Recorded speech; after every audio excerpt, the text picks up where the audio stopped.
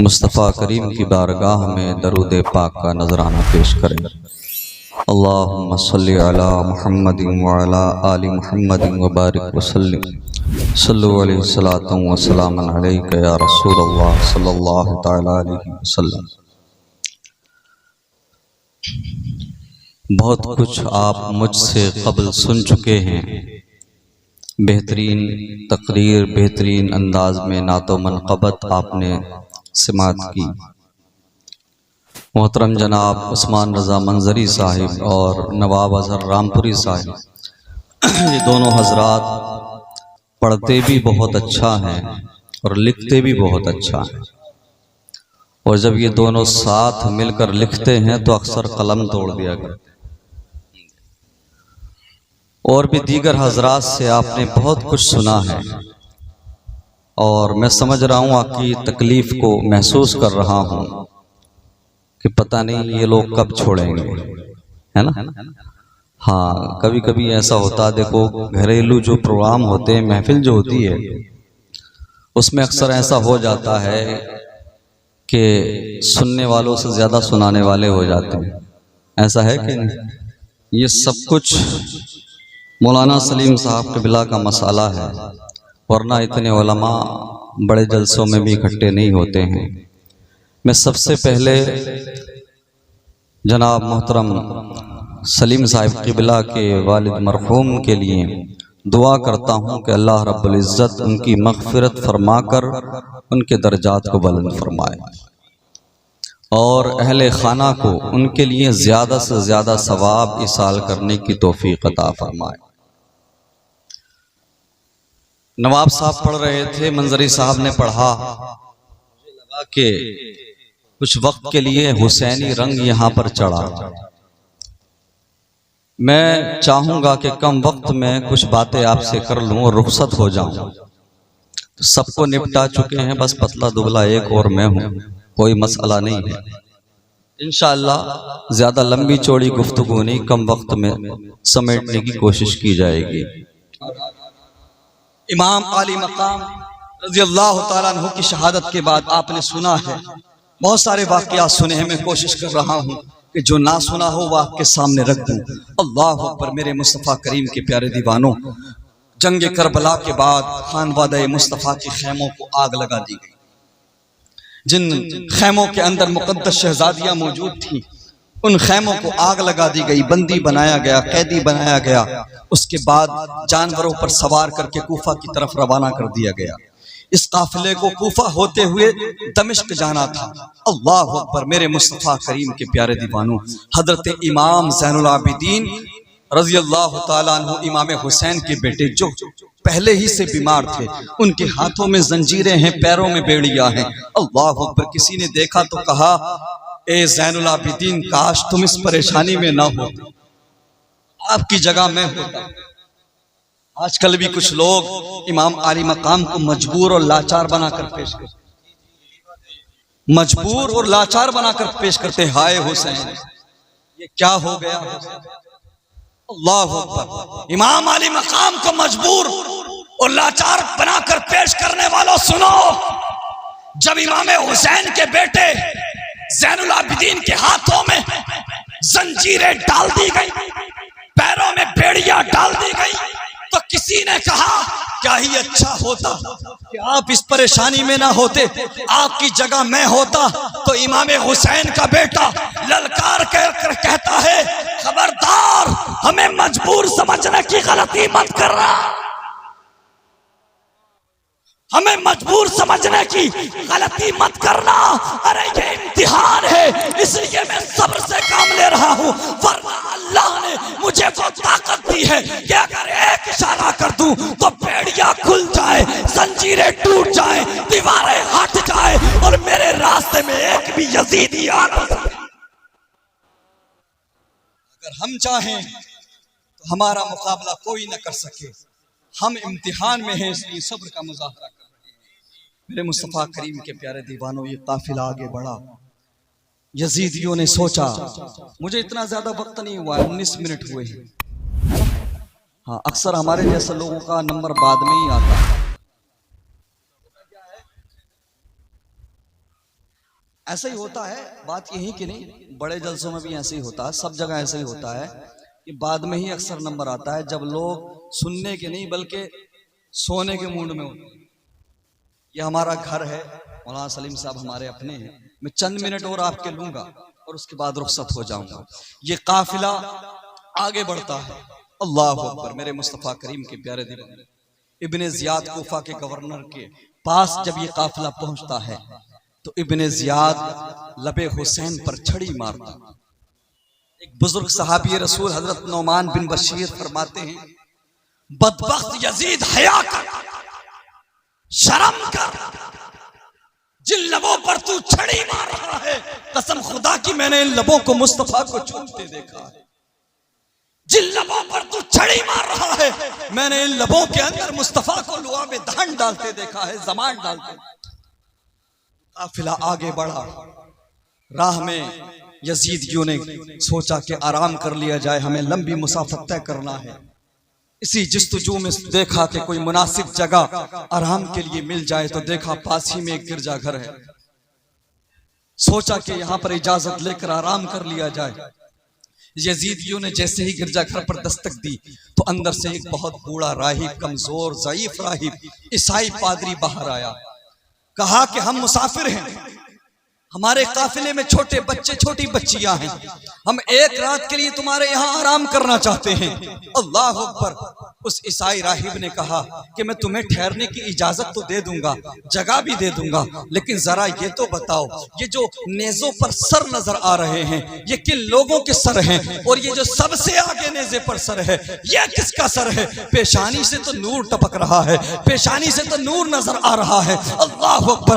यजीदियों ने जब इतना सुना तो कहा, सुनो, ये खानवादा मुस्तफा का लुटा हुआ काफिला है और सबसे आगे जो सर नजर आ रहा है ये कोई और नहीं बल्कि पैगंबर इस्लाम के नवासे हुसैन का सर है। अल्लाह अकबर। मेरे मुस्तफा करीम के प्यारे दीवानों, ईसाई राहिब ने जब इतना सुना तो आंखें भीग जाती हैं और कहने लगता है, तुम कैसे उम्मती हो अपने नबी के, तुम कैसे कलमा पढ़ने वाले हो? अरे तुमने अपने पैगंबर के नवासे ही को कत्ल कर डाला, तुमने अपने नबी के नवासे ही को कत्ल कर डाला। अल्लाह अकबर। वो ईसाई राहिब कहता है, वो ईसाई पादरी कहता है, ए आने वालों सुनो, ए यजीदियों सुनो, ए सगाने दुनिया सुनो, मैं रात भर के लिए हुसैन का सर अपने पास रखना चाहता हूँ।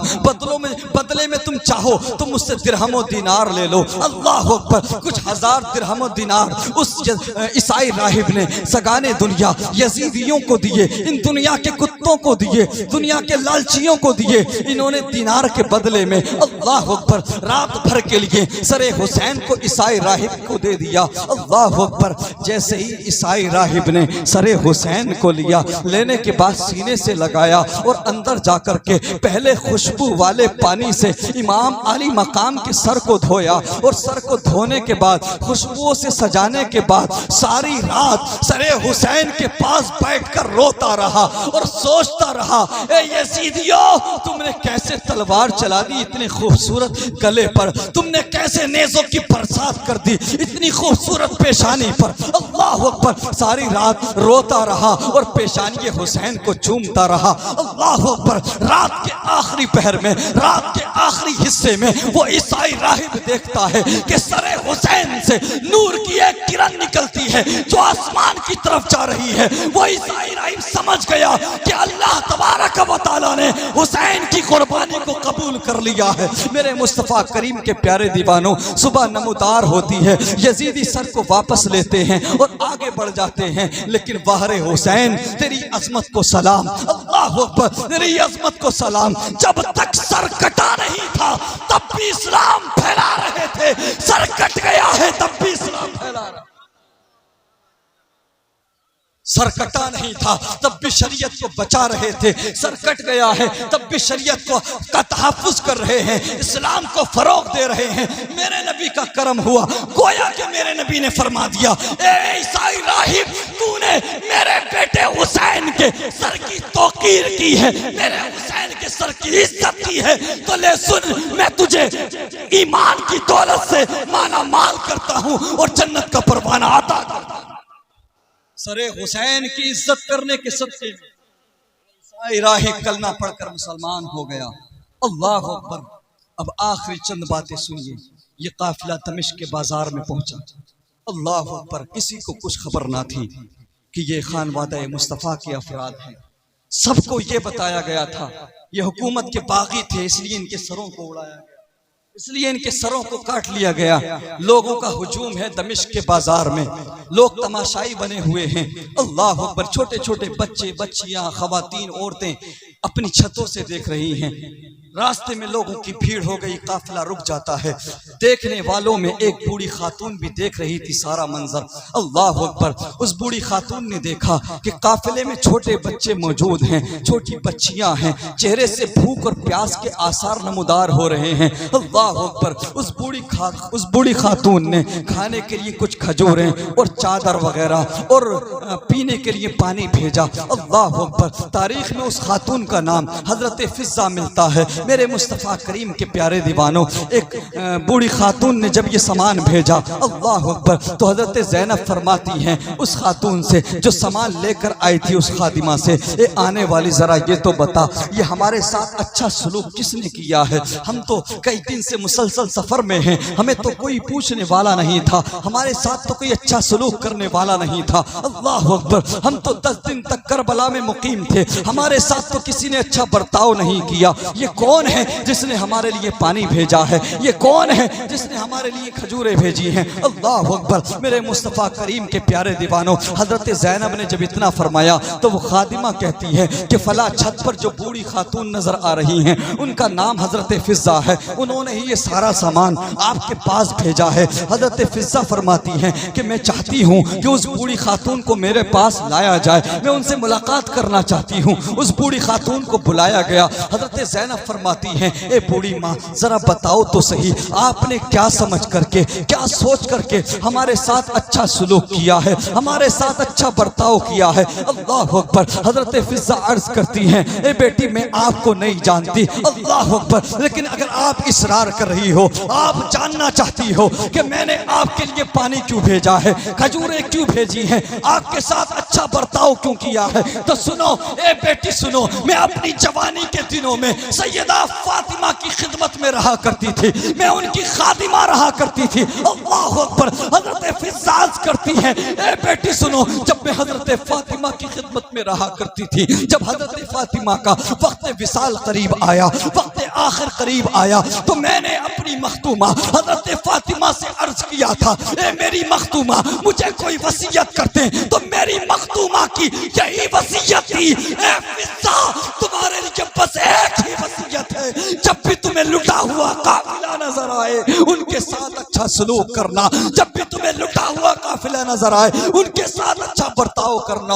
अल्लाह अकबर। अब जैसे ही हजरत ज़ैनब ने इतना सुना है, अल्लाह अकबर, आंखें भीग जाती हैं। हजरत ज़ैनब वो हैं जिन्होंने करबला के मैदान में सब कुछ अपनी आंखों से देखा था, सब्र का दामन हाथ से नहीं जाने दिया। अल्लाह अकबर। लेकिन अब माँ का नाम जैसे ही सामने आया है, माँ फातिमा का जैसे ही नाम आया है, अब माँ का प्यार याद आने लगा है, माँ की शफ़क़तें याद आने लगी हैं। अल्लाह अकबर। हजरत ज़ैनब की आंखों में, मुक़द्दस आंखों में आंसुओं का सैलाब है। हजरत ज़ैनब फरमाती हैं, ए बूढ़ी माँ, हम तो मुसाफिर हैं, आपने हमें पानी दिया, खजूरें दी हैं, हम बदले में आपको कुछ नहीं दे सकते, लेकिन सिर्फ दुआ कर सकते हैं। बताइए बूढ़ी माँ, मैं आपके लिए क्या दुआ कर दूं? तो वो बूढ़ी खातून हजरत फिजा अर्ज़ करती है, ए बेटी, मेरी कोई तमन्ना नहीं है, बस एक तमन्ना है, बस एक आरजू है, अगर दुआ करना चाहती हो तो ये एक दुआ कर दो। सुनो, जब मैं हजरत फातिमा के पास रहा करती थी तो हजरत फातिमा के छोटे छोटे बच्चे थे, हजरत हुसैन और बीबी ज़ैनब, वो छोटे छोटे बच्चे थे, वो मैंने उनको तब देखा था जब वो बहुत छोटे थे, तब से लेकर आज तक मैंने हुसैन और ज़ैनब को नहीं देखा। मेरी तमन्ना है, अगर दुआ करना चाहती हो तो दुआ कर दो कि मुझे फिर से ज़ैनब और हुसैन का दीदार। अल्लाह अकबर।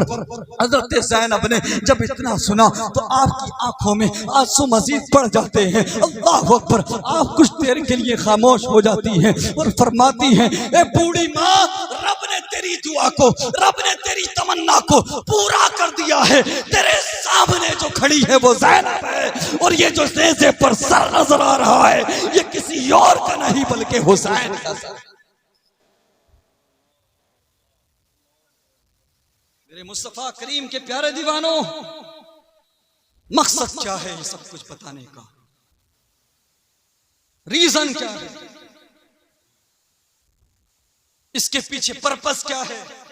ये सारी बातें मैंने आपके सामने रखी कि आप अपने गम में जब मुब्तला, आपकी जिंदगी में जब मुश्किल आए, परेशानी आए, तो हमेशा हमें सब्र का मुजाहरा करना चाहिए, रोना धोना नहीं।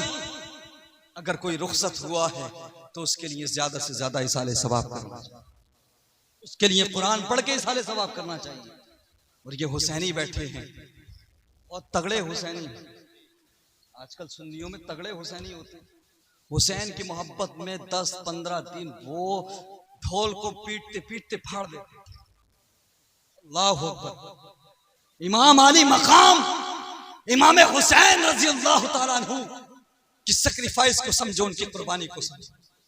अगर हम सच्चे हुसैनी हैं तो हम मुहर्रम के दिनों में ढोल नहीं बजाएंगे, बल्कि सबील लगाकर आने जाने वालों को हुसैन के नाम पर पानी पिलाएंगे, हुसैन के नाम पर शरबत पिलाएंगे, हुसैन के नाम पर लंगर लुटाएंगे। और अगर कोई ज्यादा बड़ा ढोल बजाने वाला हुसैनी है तो भैया ठीक, कोई बात नहीं, हम दुनिया में कुछ नहीं कहेंगे।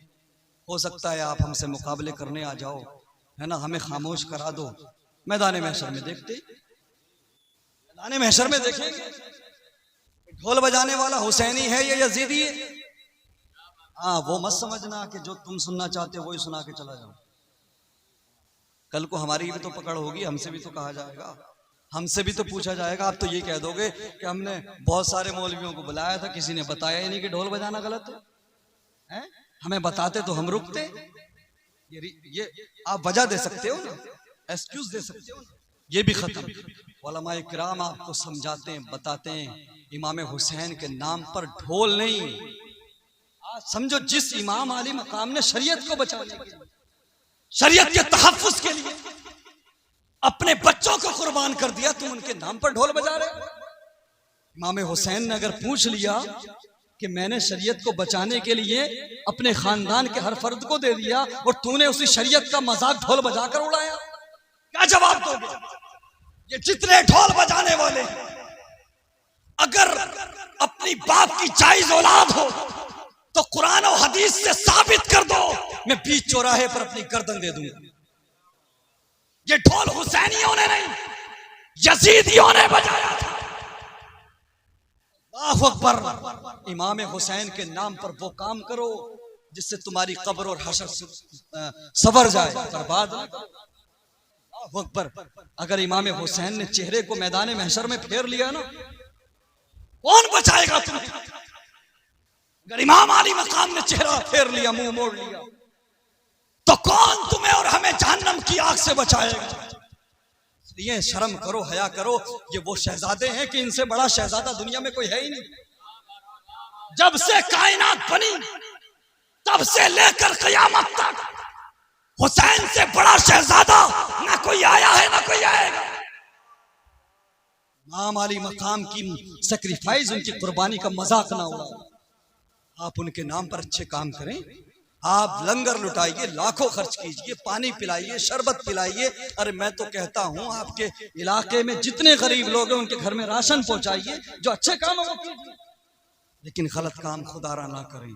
मेरे मुस्तफा करीम के प्यारे दीवानों, सब कुछ इस दुनिया को ना समझे। आखिरी चंद बातें आपके गोश गुजार कर दूं और रुखसत हो जाऊं। मामला ये है कि हमने सब कुछ इस दुनिया को समझ लिया, सोचते यार मौलवियों को क्या है, मौलवियों को तो डायरिया हो गया बोलने, इनका तो काम है। अरे भाई, किडनीज हमें भी प्यारी है। हाँ, हम भी अच्छी जिंदगी और लंबी जिंदगी चाहते हैं। दिमाग खराब हो गया हमारा, हम अपनी किडनीज खराब कर रहे हैं, फेफड़े खराब। मौलवियों का दिमाग खराब नहीं है, ये वो जानते हैं जो आप नहीं जानते। ये आप दुनिया तक जानते हैं, आप सिर्फ दुनिया तक महदूद हैं। ये कब्र और हश्र की आपको फिक्र दिलाते हैं इसलिए कि ये कब्र और हश्र के बारे में वो जानते हैं जो आप नहीं जानते। आपने सब कुछ दुनिया को समझा है। याद रहे दुनिया वो मशरूब है, ये वो शराब है जो इसका शारिब होता है, जो इसको पीता है ये उसके साथ कभी वफा नहीं होती। ये हमेशा अपने साथी के साथ दगा करती है। जिन लोगों के चक्कर में आज तो मरा जा रहा है ना, जिनके चक्कर में आज तो पागल है, ना मस्जिद की परवाह, ना नमाज की परवाह, ना कुरान की परवाह, ना बुजुर्गों की इज्जत का ख्याल, ना उलमा की इज्जत का ख्याल। कसम खुदा की जिस दिन तेरी धड़कनें रुकेंगी, जिस दिन तेरी सांसें रुकेंगी, यही तेरे अपने सबसे पहले भागते हुए नजर आएंगे। आज देखो ये दीवार जो है ना, दीवार, इस दीवार में लगी हर ईंट को ये गलत फहमी है कि दीवार उसके ऊपर टिकी। हम समझते हैं कि हम बहुत इंपॉर्टेंट है, हमारी वजह से परिवार चल रहा है, हमारी वजह से घर चल रहा है। नहीं, ये दुनिया किसी के जाने आने से नहीं रुकती। आज जो यार कहते हैं ना कि तेरे बगैर वक्त नहीं गुजरता, आज जो दोस्त कहते हैं कि 1 घंटा भी तेरे बगैर गुजार नहीं पाते, यही लोग हैं ना कि जिनके साथ तो चाय की टपरियों पे पड़े पड़े घंटों गुजार देते, लेकिन मस्जिद में 10 मिनट जाने का वक्त नहीं मिलता। यही लोग हैं ना कि जिनके चक्कर में तूने कुरान को उठाकर रख दिया। यही लोग हैं ना जिनके चक्कर में तूने मस्जिद का रास्ता भुला दिया। यही वो लोग हैं ना, तेरे घर वाले, तेरे रिश्तेदार, तेरे यार, कि जिनकी वजह से तू रब से गाफिल हो गया, आखिरत को भूल गया। कसम खुदा की सिर्फ धड़कनों का खेल, सिर्फ सांसों का खेल है। जिस दिन तेरी धड़कनें रुकेंगी, जिस दिन तेरी सांसें रुकेंगी, ये सारे के सारे बेवफा हो जाएंगे। जो आज यार कहते हैं कि हम तेरे बगैर रह नहीं पाते, वक्त नहीं गुजार पाते, तेरे लिए गर्दन दे भी देंगे, ले भी लेंगे। जिस दिन धड़कनें रुकेंगे, कोई बस पकड़ के आएगा, कोई कार से आएगा, कोई फ्लाइट पकड़ के आएगा, आने के बाद में ये हिसाब नहीं लगाया जाता कि यार ये कैसे चला गया, क्या बात थी, या हम इसको इसाले सवाब कर दे। नहीं, हिसाब ये लगाया जाता है कितनी देर लगेगी नमाज जाने। कोई कहता है मुझे मीटिंग में जाना, कोई कहता है मैं दुकान खुली छोड़कर, कोई कहता है मुझे काम से जाना है। और हमने इन दावेदारों को, जो दावेदार आज तुम्हें मस्जिद जाने नहीं देते, जिनके चक्कर में तूने पैसा हराम ना हलाल की परवाह की, रात दिन दुनिया के चक्कर में पड़ा रहा, यार दोस्तों के चक्कर में रहा, घर वालों के चक्कर में रहा। कसम खुदा की इन लोगों को हमने आज, इन मिलने वालों को, यार दोस्तों को कब्रिस्तान में मरने वाले की बात नहीं बल्कि राजनीति की बात करते देखा। आज हमने अपने आंखों से कब्रिस्तान में लोगों को हंसते देखा है, लोगों को कब्रिस्तान में वोटों की बात करते देखा है। आज कब्रिस्तान में बिजनेस की और कारोबार की बात होती है, मरने वाले की बात नहीं होती। वो जो कहते थे कि हम तेरे बगैर मर जाएं, वो जो कहते थे कि हम तेरे बगैर 1 घंटा भी नहीं गुजार पाते, कसम खुदा की सबसे पहले उल्टे पैर भागते हुए नजर आते हैं और इशारा करते, इमाम साहब अजान आप पढ़ देना, इमाम साहब अजान आप पढ़ देना, थोड़ी देर रुक जाना। अल्लाहु अकबर। मेरे मुस्तफ़ा करीम के प्यारे दीवानों, जिनके लिए तूने मस्जिदों का रास्ता भुलाया था, कुरान को पढ़ना छोड़ा था, आखिरत को भुला दिया था, कसम खुदा की वो सब तुझे अंधेरी कब्र में छोड़कर भाग आए। अब कोई पूछने वाला नहीं, अब कोई पुकारने वाला नहीं। अंधेरी कब्र है, तू है और तेरी अंधेरी कब्र है, सब चले गए। वो जो कहते थे कि हम तेरे बगैर जिंदा नहीं रह पाएंगे, चंद दिन गुजरने के बाद नए यार बना ले। बीवी अगर कम उम्र है, ज्यादा उम्र नहीं, इद्दत गुजरने के बाद दूसरी शादी कर लेती, औलाद जायदाद को बांट लेती। अल्लाह अकबर। फिर तुम किस्सा माजी बनकर रह जाते। थोड़ा सा वक्त गुजरता है, फिर तो ऐसा लगता है कि ये मरने वाला दुनिया में आया ही नहीं था। फिर तो जिक्र भी कभी कभी होता है। तो इस दुनिया के चक्कर में अपने रब को मत भुलाओ, इन लोगों के चक्कर में उस नबी को मत भुलाओ, उस नबी से बेवफाई मत करो जिस नबी ने तुम्हें मैदाने, जिस नबी ने तुम्हें मेराज की रात भी नहीं भुलाई। हमने उस नबी को भुला दिया जिसने हमें मेराज की रात भी नहीं भुलाया। मेरे रब ने बार बार फरमाया, महबूब मांगो, क्या मांगते हो? हर बार मेरे तुम्हारे नबी ने मांगा तो यही मांगा, परवरदिगार मेरी गुनाहगार उम्मत को बख्श। हमने इनकी खातिर उस प्यारे नबी को भुला दिया जिस नबी ने हमारे लिए, हम तक, हमें बचाने के लिए, हम तक इस्लाम पहुंचाने के लिए, कुरान पहुंचाने के लिए अपने पेट पर, अपने शिकम पर पत्थर बांधा। हमने तुमने उस नबी को भुला दिया कि जिस नबी ने हमारी खातिर 2.5 साल तक हाउस अरेस्टेड जिंदगी गुजारी। अल्लाह अकबर, पलट आओ अपने करीम रब की तरफ, पलट आओ उस करीम रब की तरफ जो करीम रब 70 माओं से ज्यादा प्यार करने वाला। अब तेरी अंधेरी कब्र है, कोई पूछने वाला नहीं, कोई पुकारने वाला नहीं, सब भाग आए, सब छोड़ के चले आए। आप मुझे बताइए, बस्ती में 10-15 दोस्त थे, 10-15 मोहब्बत करने वाले आपस में दोस्त थे, घंटों घंटों साथ में रहते थे। जब उनमें से किसी दोस्त का इंतकाल हुआ, क्या बाकी दोस्तों ने मिलकर यह फैसला किया कि यह हमारे बगैर 10 मिनट भी नहीं रह पाता था, 1 घंटा भी नहीं रह पाता था। आज कब्र में पहली रात है, यह अंधेरी कब्र में घबराएगा, तो चलो ऐसा करते हैं, सारे दोस्त मिलकर के कब्रिस्तान में रुक जाते हैं। कभी ऐसा सुना कि आज इसकी कब्र में पहली रात है, इसकी अंधेरी कब्र में पहली रात है, ये घबराएगा, चलो आज की रात कब्र पे रुक जाते। नहीं, सबसे पहले अपने भागते। अब कोई पुकारने वाला नहीं, अब कोई पूछने वाला ना रहा। लेकिन मुसलमानों सुनो, जिस अंधेरी कब्र में यार की यारी दम तोड़ दे, जिस अंधेरी कब्र में बीवी की मोहब्बत दम तोड़ दे, जिस अंधेरी कब्र में ना दौलत काम आए ना शोहरत काम आए, जिस अंधेरी कब्र में कोई काम ना आए, उस अंधेरी कब्र में अगर कुछ काम आता है तो मदीने वाले मुस्तफा का प्यार का। जिस अंधेरी कब्र में सारी दुनिया छोड़ कर आ जाती है, उस अंधेरी कब्र में अगर काम आता है तो अमीना का लाल काम आता है। फिर मुझे बता, दिल तूने दुनिया से क्यों लगाया? क्यों प्यार ना किया मदीने वाले से? क्यों मोहब्बत ना की मदीने वाले से?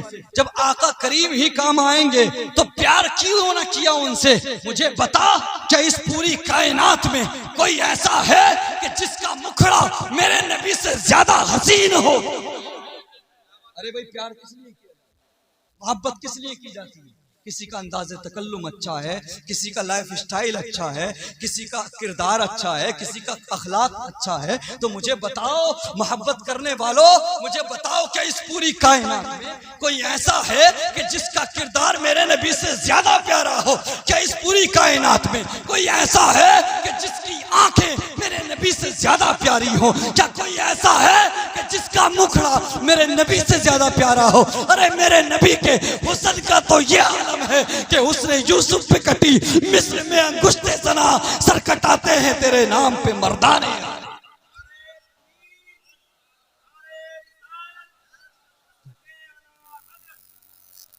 समझा नहीं हुनूस मेरा इश्क बेसे, तू कायनाते हुस्न है या हुस्न कायनात।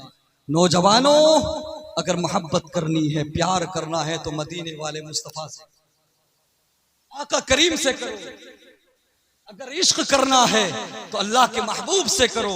ये वो मोहब्बत है कि ये दुनिया भी सवार दिया करती है, आखिरत भी सवार दिया करती है। आजकल के हमारे नौजवान, आखिरी पैगाम दे दो उसके बाद रुखसत हो जाओ। माँ बाप पढ़ने के लिए भेजते हैं कि बेटा IAS बन के आएगा, IPS बन के आएगा, डॉक्टर बन के आएगा। लेकिन आजकल के नौजवान जिनके टूल नहीं सूखे, जिनके टूल नहीं सूखे, इतनी छोटी छोटी उम्र के नौजवान इश्क लड़ा रहे, गंदी गंदी रील्स, फौश रील्स बनाकर इंस्टाग्राम फेसबुक पर डाल रहे। अल्लाह अकबर, अल्लाह की पनाह। ये मुरादाबाद तहजीब के लिए पूरे हिंदुस्तान में मशहूर, जिगर मुरादाबादी से लेकर अल्लामा फजल हक खैराबादी तक इस मुरादाबाद में आराम फरमा।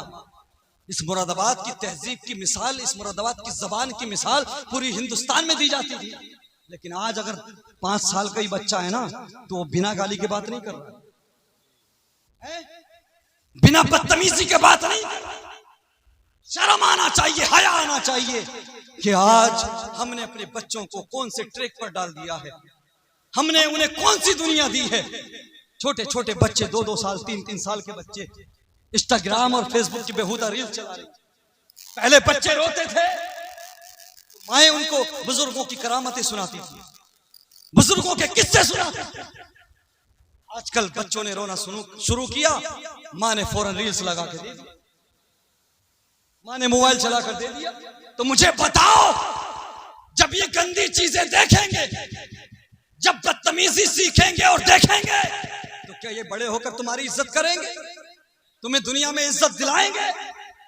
कसम खुदा की अगर औरतें चाहें तो आज भी घर में बच्चे से लेकर बड़े तक सब नमाजी बन सकते, घर में कुरान की तिलावत भी हो सकती अगर खवातीन चाहें। अल्लाह अकबर। क्या तुम नहीं जानते कि अगर माँ कुरान पढ़ने वाली हो तो बेटा माँ के पेट से 17 पारों का हाफिज अब्दुल कादिर पैदा हो। माँ अगर कुरान पढ़ने वाली हो तो बेटा साबिर कलील, माँ अगर कुरान पढ़ने वाली हो तो बेटा आला हजरत पैदा हो, बेटा गरीब नवाज पैदा होता है। आज हमारे घरों का माहौल देखो, घरों का कल्चर देखो, सब मगरबी कल्चर है, सब वेस्टर्न कल्चर है, इस्लामी कल्चर का नामो निशान नहीं। रात दिन घरों में फौज फिल्में चल रही हैं, सीरियल चल रहे हैं, इसी के मुताबिक बच्चियां लड़कियां अगर इर्तिदाद का शिकार हो रही है, अपने ईमान का सौदा कर रही है, तो ऐसे ही नहीं कर रही। मुझे बताइए, बेटियां पहले भी थी, लड़कियां पहले भी थी, क्या आप सुनते थे किसी लड़की ने अपने ईमान का सौदा किया? क्या आप सुनते थे किसी गैर मुस्लिम के साथ कोर्ट मैरिज किया? नहीं ना। उसकी वजह यह थी कि फजर की नमाज पढ़ के जब निकलते थे, हमने अपने बचपन में देखा तो किसी घर से कुरान पढ़ने की आवाज आती थी, तो किसी घर से नाते मुस्तफा पढ़ने की आवाज आती। आज फजर छोड़िए, जिस वक्त नमाज पढ़ के निकल जाओ, हर घर से गानों की आवाज, रील्स चलाने की आवाज, बहुत गंदी फिल्मों की आवाज। बताइए फिर ये बेटियां क्या समझेगी ईमान क्या चीज? ये कैसे अपने ईमान की हिफाजत करेंगी? अल्लाह अकबर। मेरे मुस्तफा करीम के प्यारे दीवानों, घरों के अंदर इस्लामी कल्चर पैदा करो। बेटियों के सामने जरा तज़किरा तो करो सैयदा ज़ैनब के पर्दे का। जो वक्त हम चौराहों पर बर्बाद करते हैं, नेताओं की बात, क्रिकेटर्स की बात, हीरो हीरोइन की बात, लड़कियां को अपनी बेटियों का लाइफ स्टाइल देखे, कोई किसी एक्ट्रेस को फॉलो कर रही, कोई किसी सोशल मीडिया इन्फ्लुएंसर, किसी टिकटॉक स्टार को फॉलो कर रही है। यहां तक के लिबास भी एक्ट्रेसेस के अकॉर्डिंग, अगर कोई ड्रेस खरीद के ला रही है लड़की, तो वो भी वो ला रही है कि फला हीरोइन ने ये ड्रेस पहनी थी, फला हीरोइन ने ये कपड़े पहने थे। अल्लाह अकबर। मेरी बहन बेटियों, तुम दुनिया में किसी हीरोइन को फॉलो करने नहीं आई हो, तुम सैयदा फातिमा की कनीज बनने आई। याद करो उस दिन को, महशर का मैदान होगा, हम भी होंगे, आप भी होंगे। बेटियां कान खोलकर सुने, अपने दिल की तख्ती पर लिखने, तुम भी सब होंगे, बेटियां भी होंगी। मैदान महशर सजा होगा, रब की तरफ से हुक्म होगा, महशर वालों अपनी गर्दनें झुका, महशर वालों अपनी नजरें नीची कर लो। मुस्तफा की बेटी फातिमा आ रही। जब सैयदा फातिमा को जन्नत में ले जाया जाएगा, सब लोगों को नीची नजरें करने का हुक्म होगा। उसके बावजूद 70,000 हूरों के झुरमुट में सैयदा फातिमा को गुजारा जाएगा। बेटियां अगर चाहती हैं, बच्चियां अगर चाहती हैं कि जन्नत में उनको सैयदा फातिमा का पड़ोस नसीब हो, तो सुनो, आज किसी हीरोइन के चक्कर में ना पड़ो, बल्कि कनीज़े फातिमा बन जाओ। मेरा ईमान कहता है सैयदा फातिमा तुम्हें अपने सीने से मैदान महशर में लगाती नजर आए। अगर जन्नत का परवाना चाहिए तो कनीज़े फातिमा बनना होगा। मेरे मुस्तफा करीम के प्यारे दीवानों, आखिरी बात, उसके बाद रुखसत हो जाता हूँ। अल्लाह अकबर। अपने घर में अपनी बच्चियों के सामने, बेटों के सामने, बेटे हो या बेटियां, रात दिन नेताओं की, क्रिकेटर्स की, हीरो हीरोइन की बात, फिल्मों की बात है, ये सब मत किया करो। जो वक्त बर्बाद करते हो इन सब में, रोजाना 1 घंटा या आधा घंटा अपने घर में बैठ जाओ। अगर ईमान बचाना, ईमान, बच्चियों के ईमान, बच्चों के ईमान को बचाना है, आने वाली जनरेशन को महफूज करना है, नस्लों को महफूज करना है, तो ये तरीका कार इख्तियार करो कि रोजाना जो बड़ा है घर में, बड़ा भाई है या बाप, आप अगर उर्दू नहीं पढ़ सकते, हिंदी में किताबें सीरत मुस्तफा की मिल जाएंगी, इंग्लिश आपको आती है, इंग्लिश में मिल जाएंगी। जिस लैंग्वेज पर आपको मादा हासिल है, हर उस जबान में आपको किताबें मिल जाएंगी। रोजाना जो आप चौराहों पर या बैठकों पर या घर में नेताओं की, क्रिकेटर्स की, दुनियादार लोगों की बात करके, हीरो हीरोइन की बात करके वक्त बर्बाद करते हो, रोजाना 1 घंटा या आधा घंटा अपनी बेटियों के साथ, अपने बेटों के साथ बैठ जाओ। और बैठने के बाद में उस 1 घंटे में, उस आधे घंटे में किसी नेता की बात नहीं होगी, किसी क्रिकेटर की बात नहीं होगी। उस 1 घंटे में अगर बात होगी बेटों के सामने तो किरदार मुस्तफ़ा की बात होगी, अगर बात होगी तो सीरत मुस्तफ़ा की बात होगी। उस 1 घंटे में बेटियों के सामने अगर बात होगी तो सैयदा फातिमा के पर्दे की बात होगी, तो सैयदा ज़ैनब के किरदार की बात होगी। फिर देखें आप इंशाअल्लाह बेटियां और बेटे आपको दुनिया में भी इज्जत दिलाएंगे और इंशाअल्लाह मैदान महशर मुस्तफ़ा करीम के सदक़े में जन्नत का परवाना दिलाएंगे। अल्लाह अकबर। मेरे मुस्तफ़ा करीम के प्यारे दीवानों, इसी पैगाम के साथ मैं अपनी गुफ्तगू ख़त्म करना मुनासिब समझता हूँ और अल्लाह तबारक व तआला से दुआ करता हूँ कि परवरदिगार हज़रत सलीम साहब के वालिद मोहतरम की मग़फ़िरत फरमाए, मरहूम की मग़फ़िरत फरमा कर उनके दर्जात को बुलंद फरमाए। व आखिर दावाना अनिल हम्दुलिल्लाहि रब्बिल आलमीन व मा अलैना इल्लल बलाग।